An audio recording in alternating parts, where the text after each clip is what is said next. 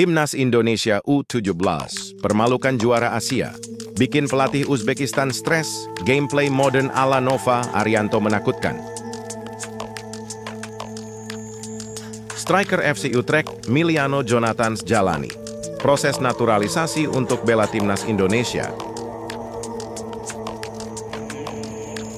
4 pemain Timnas Indonesia di Thai League 1 2025-2026. Sandy Walsh dan Shane Patinama bidik trofi. Timnas Indonesia U17 harus menghadapi tantangan berat dengan melawan salah satu tim kuat Asia, yakni Uzbekistan. Secara di atas kertas, Uzbekistan jelas lebih diunggulkan. Mereka merupakan juara Piala Asia U17 terbaru yang digelar di Arab Saudi, sementara Indonesia hanya memiliki keunggulan sebagai tuan rumah. Namun fakta di lapangan berkata lain. Uzbekistan yang datang sebagai favorit justru harus takluk dari Timnas Indonesia U17 dengan skor meyakinkan 2-0 di Piala Kemerdekaan 2025 hasil. Ini menjadi kejutan besar, mengingat Uzbekistan dikenal sebagai kekuatan utama di level usia muda Asia. Menariknya, pelatih Indonesia Nova Arianto tidak menurunkan tim terbaiknya. Ia mengungkapkan sejak awal bahwa laga ini akan dijadikan ajang rotasi untuk memberi kesempatan kepada pemain cadangan dan menilai siapa saja yang layak dibawa ke Piala Dunia U17 mendatang. Dalam susunan pemain inti, hanya Iputu Panji Apriawan yang merupakan langganan starter. Pemain-pemain utama seperti Mirza Firjatullah, Matthew Baker, Zahabi Goli, dan Evandra Florasta disimpan di bangku cadangan. Sebagai gantinya, 2 pemain diaspora, Noha Pohan Simangunsong dan Aaron O'Neil, dipercaya tampil sejak menit awal. Langkah ini sempat memunculkan pertanyaan dari publik. Namun, sebagian fans tetap optimis. Apalagi Uzbekistan disebut hanya membawa skuad pelapis. Karena tim utama sedang mengikuti turnamen di Eropa, kemenangan meyakinkan 2-0. Gol Dimas Adi Prasetyo dan Al-Ghazani, optimisme para pendukung Indonesia akhirnya terbukti. Timnas Indonesia U17 berhasil menundukkan Uzbekistan dengan 2 gol tanpa balas. Gol pertama dicetak oleh Dimas Adi di babak pertama melalui aksi individu menawan, menipu 2 pemain lawan sebelum menyarangkan bola ke gawang. Sementara gol kedua dilesakkan oleh Al-Ghazani di babak kedua. Kemenangan ini terasa spesial karena baik Indonesia maupun Uzbekistan menurunkan banyak pemain pelapis. Dengan demikian, hasil pertandingan ini tetap layak disebut sebagai pencapaian luar biasa. Salah satu faktor penting dalam kemenangan Indonesia adalah gaya bermain yang atraktif. Nova Arianto menerapkan pola umpan 1-2 cepat untuk membongkar pertahanan lawan, dilanjutkan dengan pengiriman bola ke dalam kotak penalti. Strategi ini juga sukses digunakan saat Indonesia mengalahkan Tajikistan di laga sebelumnya. Menariknya, serangan-serangan Indonesia kerap dibangun dari sisi sayap, baik kanan maupun kiri, yang konsisten menghasilkan peluang matang. Ini menunjukkan adanya perencanaan yang rapi dan matang dari tim pelatih. Penampilan timnas mendapat banyak pujian dari publik, termasuk di kolom komentar media sosial resmi Timnas Indonesia U17.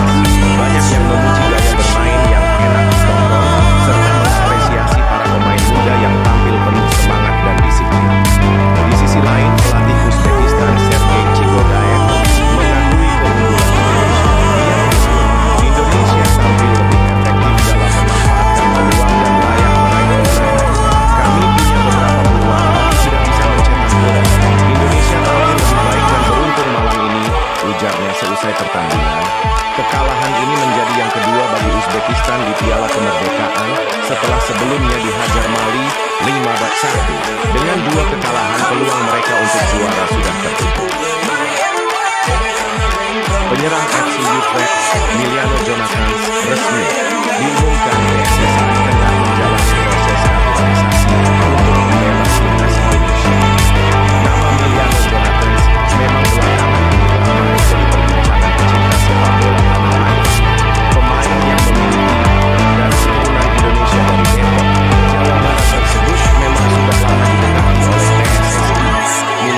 Jonathans diharapkan bisa menambah daya gedor timnas Indonesia sehingga ia terus didekati PSSI.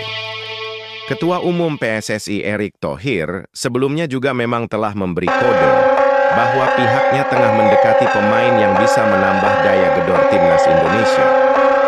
Namun, akhirnya pemain berusia 21 tahun ini akhirnya dipastikan secara resmi oleh Erick Thohir.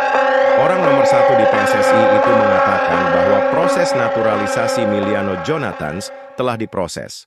Erick Thohir telah bertemu dengan Menteri Pemuda dan Olahraga Menpora untuk melanjutkan proses naturalisasi dari pemain FC Utrecht tersebut. Menurut Erick, Miliano Jonathans diharapkan bisa menambah kekuatan timnas Indonesia yang akan berlaga di putaran keempat kualifikasi Piala Dunia 2026 zona Asia. Timnas Indonesia dipastikan bergabung dalam grup B bersama Arab Saudi dan Irak di putaran keempat. Untuk itu, agar tim Merah Putih bisa bersaing dan mengamankan kunci lolos ke Piala Dunia 2026, mereka butuh tambahan kekuatan. Oleh karena itu, dengan naturalisasi Miliano Jonathans ini diharapkan bisa membantu lini depan skuad Garuda semakin gacor. Apalagi, timnas Indonesia akan memulai pertandingan putaran keempat pada Oktober mendatang. Untuk itu, proses naturalisasi sudah diserahkan ke pemerintah dan setelah itu akan dilanjutkan ke DPR RI nanti. Bertemu dengan Menteri Pemuda dan Olahraga, Bapak Dito Aryo Tejo, ujar Erick Thohir sebagaimana dikutip bola sport.com dari Instagram pribadinya Jumat 15 tahun 2020. Dalam kesempatan ini, PSSI menyerahkan dokumen terkait proses naturalisasi pemain FC Utrecht Miliano Jonathans yang berusia 21 tahun untuk menjadi bagian tim nasional sepak bola Indonesia yang akan bertanding di round 4 kualifikasi Piala Dunia 2026 di Arab Saudi pada Oktober mendatang. Dalam kesempatan ini, Erick Thohir pun mengucapkan terima kasih kepada Menpora yang selalu memberikan dukungan penuh kepada PSSI. Terima kasih untuk Menpora yang selalu memberikan dukungan penuh kepada PSSI untuk membangun sepak bola Indonesia agar bisa membawa Garuda mendunia, kata Erick. Kabar naturalisasi Miliano Jonathans ini bisa menjadi kabar baik buat timnas Indonesia. Pasalnya, penyerang andalan skuad Garuda oleh Romania diketahui mengalami cedera sehingga masih diragukan bisa main pada Oktober. Nah, begitu. Dengan catatan apik yang dimiliki Miliano Jonathans, diharapkan bisa membantu timnas Indonesia. Dengan pengalaman yang dimilikinya itu, ini bisa jadi kabar baik buat tim Merah Putih yang bakal berlaga memperebutkan tiket ke Piala Dunia 2026 nantinya. Thai League 1 musim 2025-2026 bakal menjadi sajian istimewa bagi para pecinta sepak bola Indonesia. Alasannya, 4 pemain timnas Indonesia akan tampil di kompetisi kasta tertinggi Thailand tersebut. Kehadiran mereka menghadirkan magnet tersendiri, bukan hanya untuk publik Thailand, tetapi juga bagi pendukung Garuda di tanah air. Keempat pemain ini bukan sosok sembarangan. Mereka punya reputasi mentereng, pengalaman bermain di level internasional, dan kontribusi signifikan untuk timnas Indonesia. Dari pemain yang baru berlabuh hingga yang sudah menjadi bagian penting klubnya, semuanya membawa misi besar untuk meraih prestasi. Partisipasi mereka membuat Thai League 1 semakin layak disorot. Selain kualitas kompetisinya yang terus meningkat, kiprah pemain Indonesia di luar negeri selalu menjadi perhatian. Musim ini, sorotan itu akan tertuju pada Sandy Walsh, Shane Patinama, Pratama Arhan, dan Asnawi Mangkualam. Sandy Walsh menjadi salah satu transfer paling mengejutkan di bursa Thai League musim ini. Usai meninggalkan klub raksasa Jepang, Yokohama F. Marinos, ia resmi bergabung dengan Buriram United untuk musim 2025-2026. Tercatat dalam daftar resmi liga dengan nomor punggung 14, Sandy memperkuat tim juara bertahan yang telah mengoleksi 10 gelar liga. Kehadirannya tidak hanya memperkokoh lini belakang Buriram, tetapi juga mempertemukannya kembali dengan rekan setim di timnas, Shane Patinama. Shane Patinama memulai lembaran baru bersama Buriram United.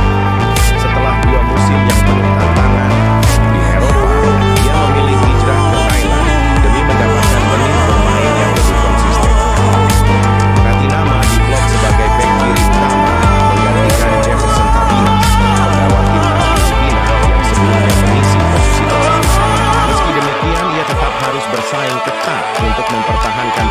di starting imbalance.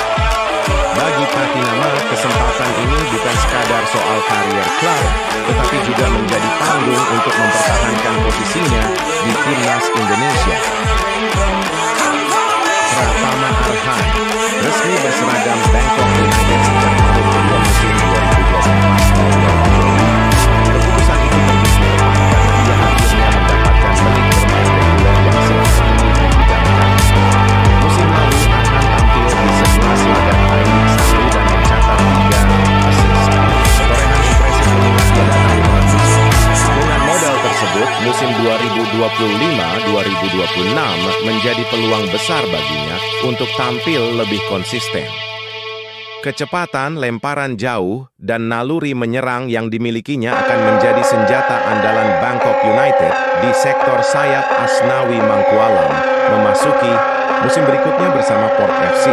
Meski menghadapi berbagai tantangan musim lalu, ia tetap mencatatkan 18 penampilan liga, serta menyumbang 1 gol dan 1 assist, menunjukkan bahwa dirinya mulai nyaman bermain di Thailand. Port FC memulai era baru musim ini dengan menunjuk Alexandre Gama sebagai pelatih dan melakukan perombakan besar di skuad. Hasilnya langsung terlihat di pramusim, di mana Port FC sukses meraih Piala Presiden 2025. Dengan pengalaman dan mentalitasnya, Asnawi diharapkan menjadi sosok pemimpin di lapangan dan membantu klub bersaing di papan atas.